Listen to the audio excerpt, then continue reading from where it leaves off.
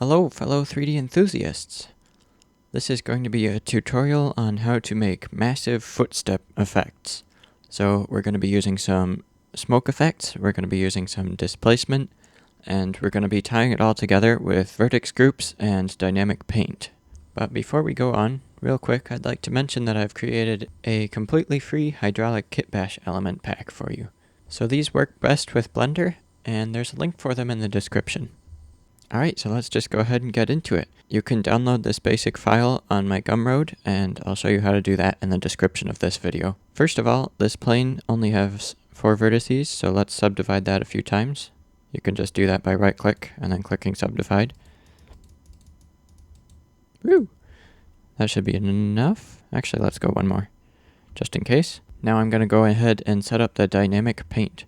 So if you've never used it before, to start, you need 2 objects. One is going to be the canvas object, and then one is going to be the brush object. So the plane here is going to be our canvas. I'm going to add canvas. And actually, I'm going to duplicate it real quick. Move it up a little bit on the Z-axis. And I'm just going to hide it for now. We'll come back to that later. So now we have our canvas object. I'm going to select this foot here, and I'm going to get another dynamic paint effect and switch the type here to brush and click add brush. I'm going to switch this source here to mesh volume plus proximity, and I'll leave that at 1 for now, and we can get back to that later if we need to. Now we need to tweak some settings on our canvas object. First of all, let's create a vertex group over in the object data tab. Just call this step. And I'm going to hop back over to the simulation tab, and down here there's a tab that's called output, and as you can see there's 2 slots here. We're just going to switch this from paint to weight, and then there's only 1 slot. And in that slot we can select the step group that we created. What this does is when the foot object touches the plane object, then it creates this vertex group of step, which is what we get when they intersect. And currently you can't see that effect going on, but it is going on. And to get that going, we're just going to add in a displace modifier. So I switched over to the modifier panel. With this displacement modifier, we're going to add a new texture and click this little tab and go over to texture settings real quick. And I'm just going to get a cloud texture real quick. And you can see immediately the ground just goes wild. If we want to make that a little smoother, we can do shade smooth. But now I'm going to go back to the modifier settings and just get this displacement texture working all right. So something really cool we can do here is make it so that the displacement modifier only works on certain vertex groups. And so we're going to select the step, and as you can see here, where the foot hits the ground, you've got all this crazy warping going on. And we can tweak this a little bit and make it look like the foot made a really big divot in the ground. So some settings that are useful for that is mid-level here. I'm going to turn that down a little bit. It actually looks like it's making a hole in the ground. And also strength is a little bit too high. So something like that looks alright. Like it's displacing sand or snow or something like that. And actually, this leg model is kind of based off the AT-AT walker legs from Star Wars.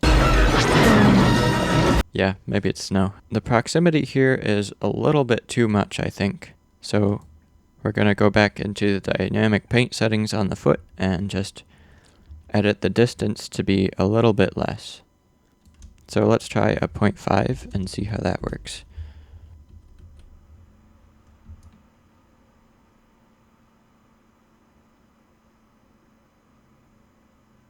That seems alright. Maybe I'll go a little bit shorter still, like a 0.2. Quick disclaimer, I'm really bad at animating leg movement, so this leg is not moving realistically, but if you hit play, which you can find down here, you can just sort of see the basic effect starting to take place, and it's already looking pretty nice. You can see it's just messing up the ground in that area, which is cool. So I'm just going to tweak this a tiny bit more to make it look like the ground is going a little bit farther down.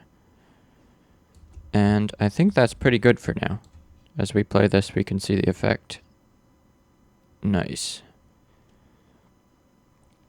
Alright, so that's cool. The ground is warping and stuff. Now let's go a step further and add some smoke, just to make it look that much more realistic. So I'm going to do Alt-H to unhide the smoke object and a bunch of cutter objects that are going to haunt me now.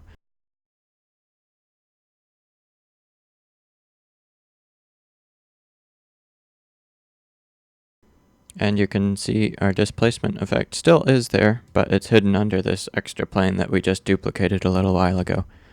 So looking in here, alright, we still got all that. The reason I set up two planes, one for emitting smoke and one for being displaced, is because for the smoke, we just want it to be short-lived. So when it steps down, we want a little burst of smoke. And for the displacement, we always want that to be there. And if you look in the dynamic paint settings, you can see there's this little box down here that says dissolve. And for the displacement, we don't want it to dissolve. I can show you what it looks like real quick here though. So as it sweeps in, the effect starts to fade away after a little while, which is what we want with the smoke, which is why we need two different planes to do each effect. So let's get on with the smoke here. Get on with it. So to add in smoke real quick, you just go to Object, Quick Effects, and then Quick Smoke.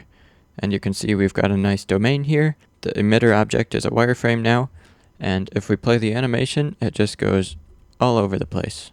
So if we select our smoke emitter object and go into the dynamic paint settings, you can actually see there's a bunch of smoke settings here that we don't need to mess with just yet. I'm going to collapse that tab, and then you can see the dynamic paint settings. So for this, we do want dissolve, and we also want the time to be a little bit shorter, so I'm going to go with 50 or something like that.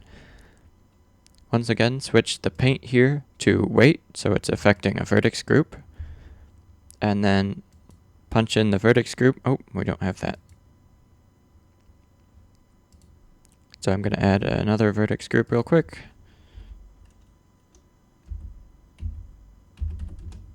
Smoke. And I'm going to hop back into the simulation tab, and now we have that vertex group, so just select that. So we have the dynamic paint outputting to a vertex group. Now we need the smoke to be affected by that vertex group. So I'm going to hop over to the smoke tab here. I just collapsed the dynamic paint, so that's alright. And in here you can see a whole bunch of settings for the smoke. What we want to do is just fill in smoke here for the vertex group.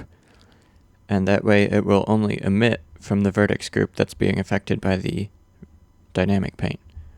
So if we play it here, let's just see how it looks. Nice. That's pretty good. Let's select the domain for the smoke and just tweak a few settings here. Since it's kind of dust rather than smoke, it's a lot cooler in temperature, so it'll rise a lot slower. So if we go to behavior here with the domain selected, we can just put that down to something closer to like a 0.1 or 2. And that way the smoke will rise a lot slower. And it'll behave a lot more like dust.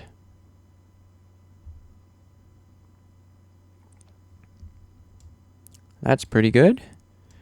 And you can see the fade out effect is definitely working.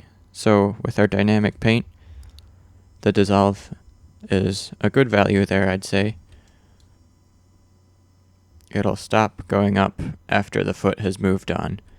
And I'm just going to extend the frames a little bit here just so we can see that effect a little bit more clearly. Yep, it fades right out. And if you want the effect to be a little bit smoother and kind of closer to dust, you can select the domain and click dissolve on the smoke and have a time in seconds of how quickly you want it to dissolve. So that's actually pretty fast. I don't quite like that. Maybe something closer to 10. And if you want it to act a little bit more like dust, maybe instead of having it waft up slowly, we can have it go a little bit faster. So let's try adding a 0.5 rather than just the 0.1 that we had. and that way it'll sort of poof up and disappear quickly. Nice.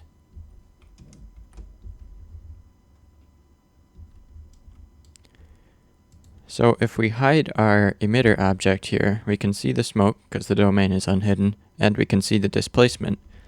And if we just do shift left arrow to start the animation over again, and then click play, you can see it's working pretty well. Let's take another look at that real quick. So if you had a good animation, this would actually look pretty good. And that's the end of the tutorial there. So I hope you learned something useful from that, and I'll catch you tomorrow in the tutorial about texture paint mode. Cheers!